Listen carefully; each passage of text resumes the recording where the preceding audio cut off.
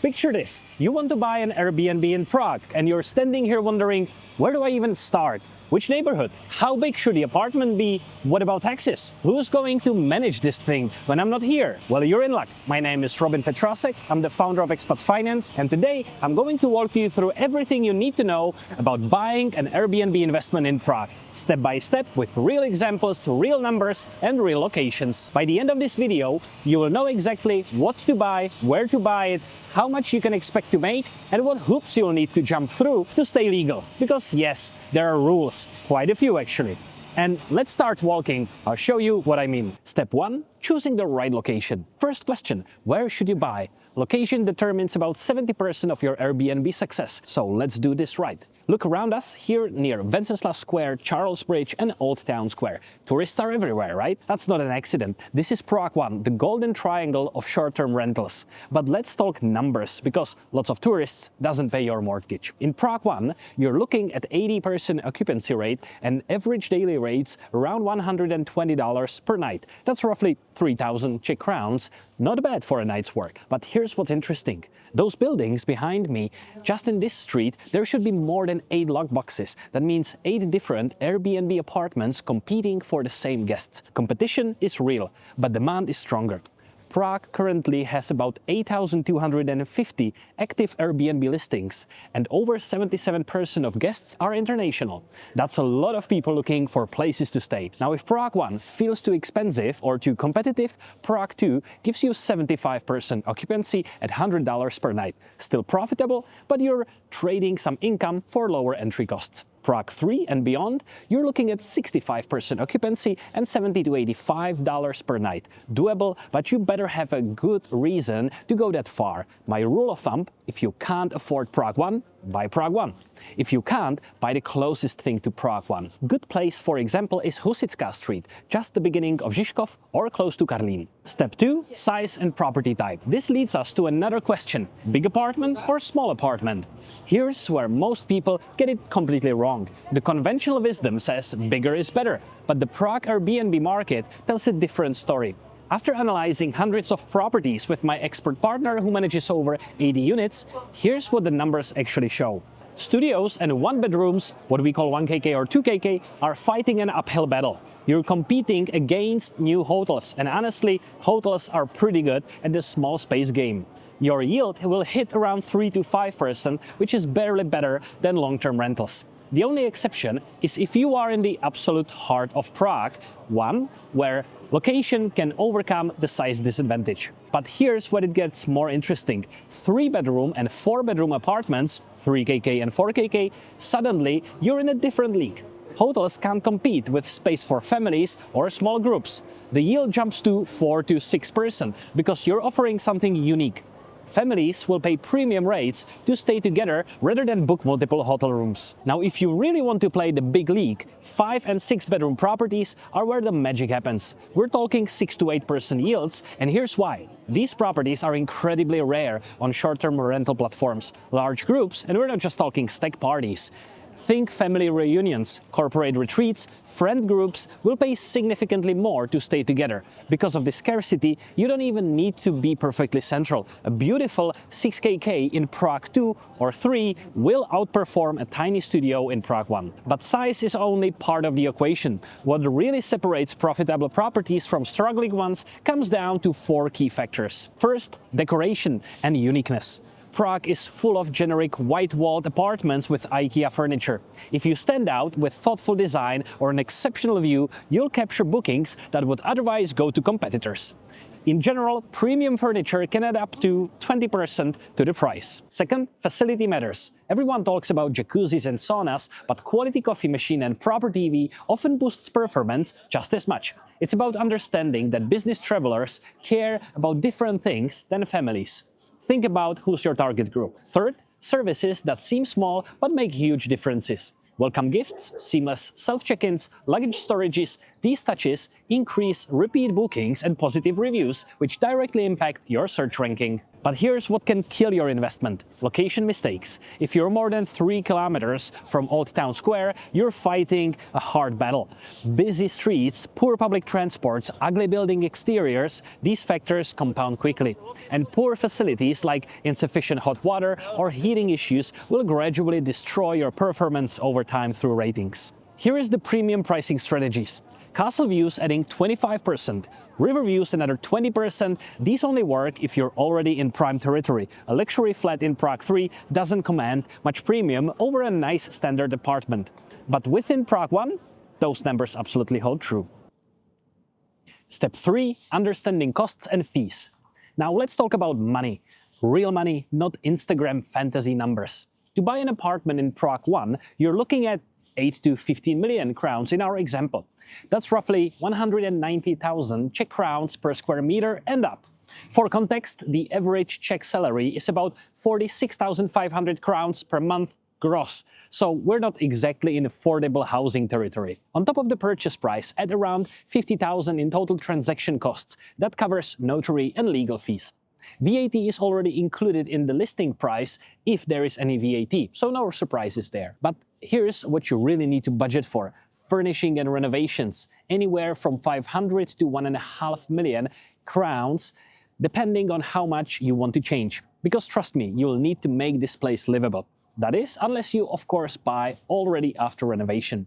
But the fun doesn't stop there. Operation costs are where many Airbnb dreams go to die. City tourist tax is currently 50 crowns per person per night, but Prague is actively planning increases. The citywide proposal would raise it to 100 crowns, while Prague 1 district is pushing for up to 175 crowns to match other European capitals. Why?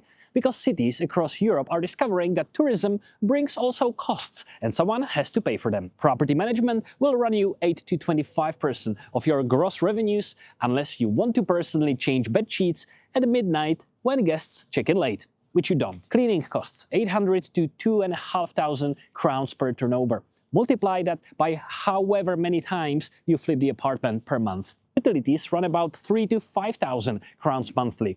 To be on the safe side, maybe add 50% buffer, since guests are known to tread the utilities with not so much savings. And here's a new part for 2025: compliance costs. The government is cracking down on unregistered short-term rentals, which means you need a business license, fire safety certification, and regulation in something called the e-turista system. Budget 20 to 50,000 crowns for 5 safety compliance alone, because apparently having tourists sleep in your apartment is more dangerous than having permanent tenants.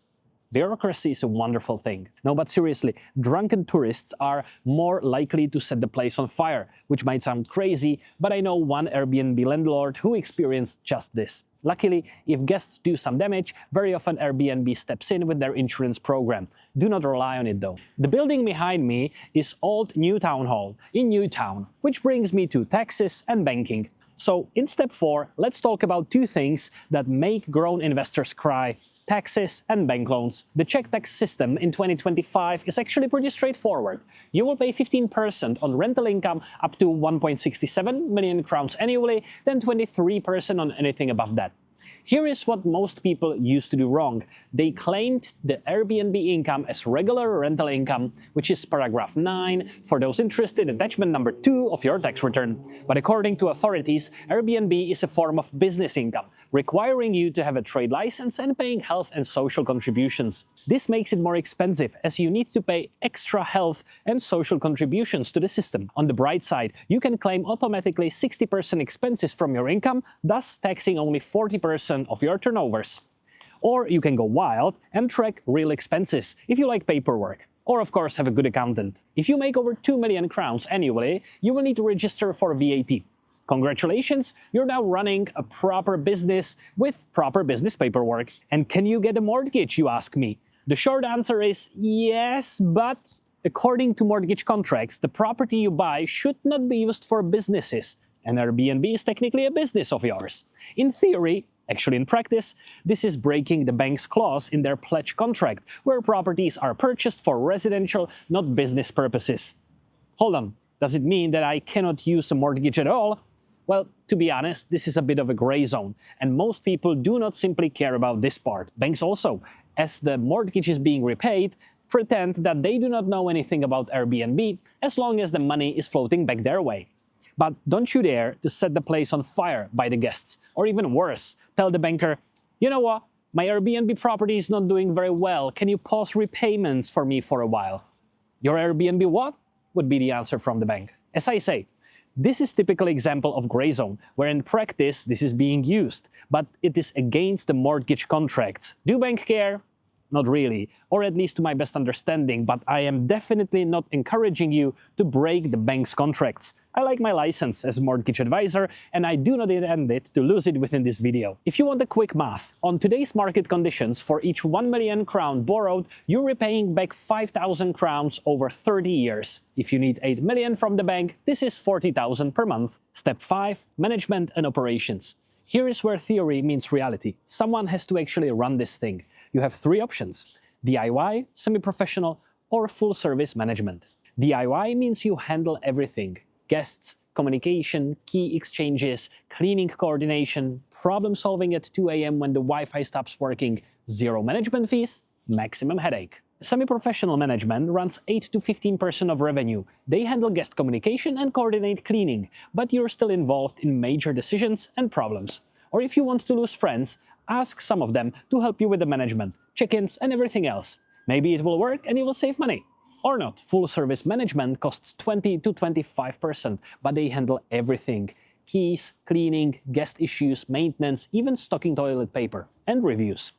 You will just check your bank account monthly and hope that numbers are good and that you don't need to change the management company. For most expats, full service makes sense unless you live in Prague and enjoy being on a call 24/7. Technology-wise, you will need smart locks, no more hiding keys under flower pots, channel management software to sync your calendar across Airbnb, Booking.com, and other platforms, dynamic pricing tools to adjust rates based on demand. The cleaning schedule alone will test your organization skills. 2 to 3 hours between guests to clean, restock, and prepare for the next arrival.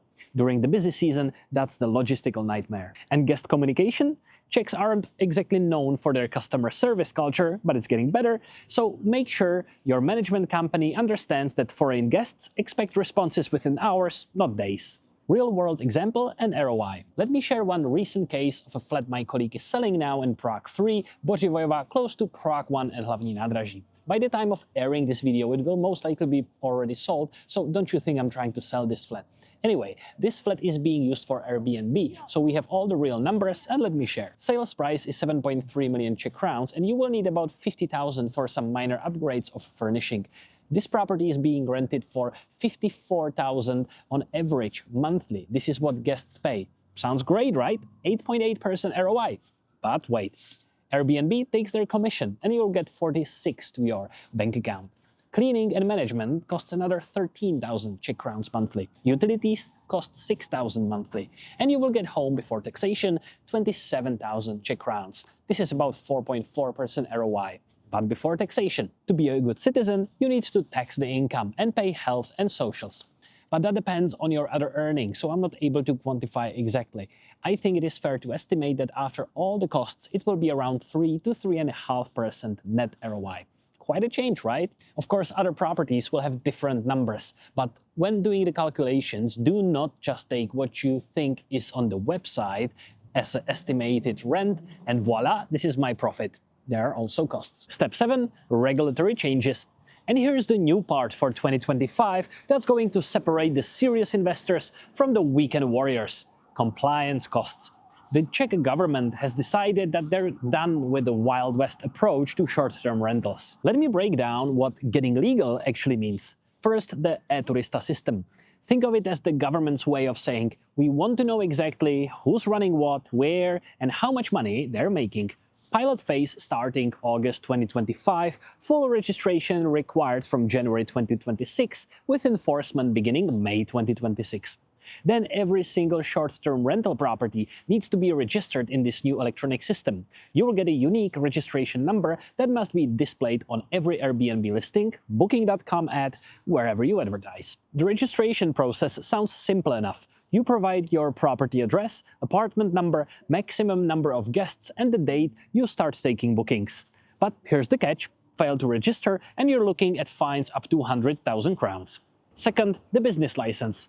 You're no longer just sharing your space, you're running a commercial accommodation business. That means getting a živnostenský list, which is a check for business license. But the paperwork and requirements are where it gets interesting. You'll need to prove you understand hospitality, regulations, tax obligations, and guest registration requirements. I mean, proof. You sign a paper and that's it. On your own responsibility though. This is business, no longer a friend's sleepover party. Third, fire safety certification, because apparently tourists are more flammable than regular tenants. You will need to meet commercial accommodation fire safety standards, which often means emergency lighting, proper escape route signage, fire extinguishers, and sometimes even smoke detection systems that connect to emergency services. Budget 20 to 50,000 Czech crowns for this, depending on your building setup. The government isn't doing this to be difficult. They're doing it because currently 40 to 70% of short-term rental income goes completely unreported, costing the state 800 million crowns annually in lost taxes. They want their cut, and they want to control what's happening in residential business. Bottom line, factor these compliance costs into your investment calculations because they're not optional anymore. And there's a last part, I'm sorry, but let me spoil the fun.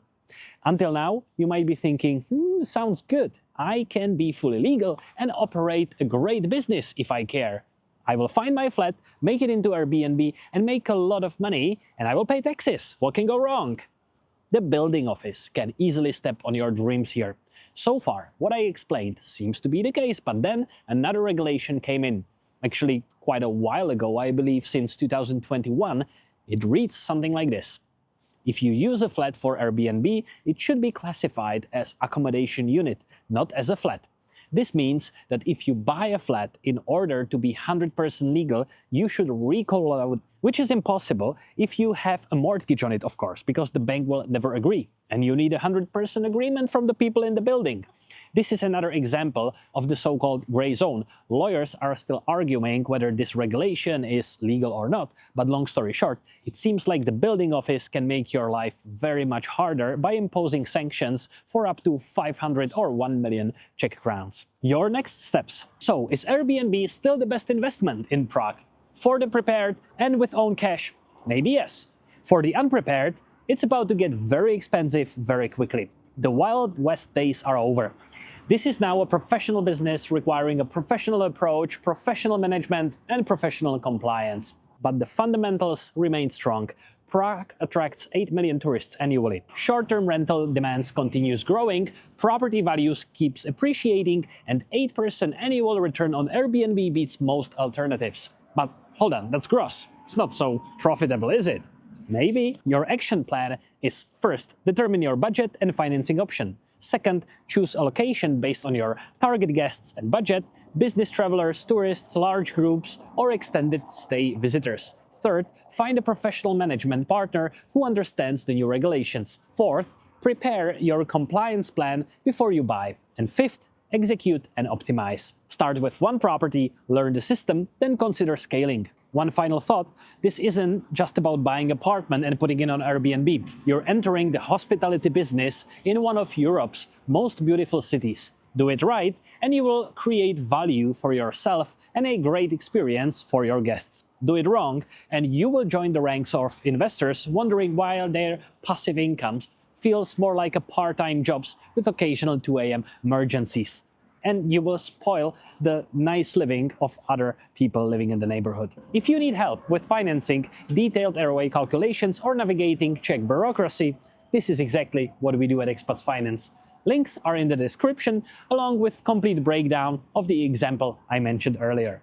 Thanks for walking through Prague with me, and for more real estate content, don't hesitate to subscribe